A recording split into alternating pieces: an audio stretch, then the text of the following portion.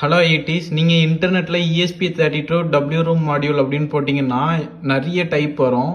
இதில் வந்து பார்த்தீங்கன்னா ESP32 W room அப்படின்னா ஃபஸ்ட் ஆக்சுவலாக இது வந்து ESP32 டெவலப்மெண்ட் போர்டு, ஓகேவா? இதெல்லாம் ESP32 W room அப்படின்னா இந்த மாதிரி வெறும் ESPயோட மெயின் மாடியூல் மட்டும்தான் இருக்கும்.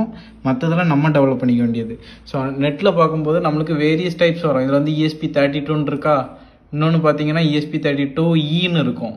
அதே போல் இன்னொன்று பார்த்தீங்கன்னா ESP32Uன்னு இருக்கும். இது எல்லாத்துக்கும் என்னென்ன டிஃப்ரென்ஸ் அப்படின்னு பார்த்தீங்கன்னா, இது வந்து ESP32ஓட ஃபர்ஸ்ட் வெர்ஷன், ஓகேவா? இதில் நீங்கள் அஃபிஷியல் டாக்குமெண்டேஷன்லேயே பார்த்தீங்கன்னா ESP32 இதை வந்து ரெக்கமெண்டே பண்ண மாட்டாங்க டிசைனுக்கு.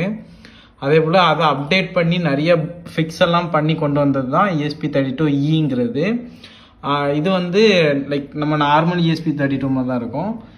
அதே போல் ESP32U அப்படிங்கிறது என்னென்னா, இதில் பார்த்தீங்கன்னா ஒரு சின்ன ஆண்டனா இருக்குது பார்த்தீங்களா? இந்த மாதிரி ஒரு ஆண்டனா வந்து நம்ம மேனுவலாக நம்ம வந்து எக்ஸ்டர்னலாக ஃபிட் பண்ணிக்கலாம்.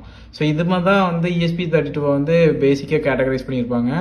இது போக இல்லாமல் ESP32லேயே நிறைய டிஃப்ரெண்ட் ப்ராடக்ட்ஸ் உண்டு.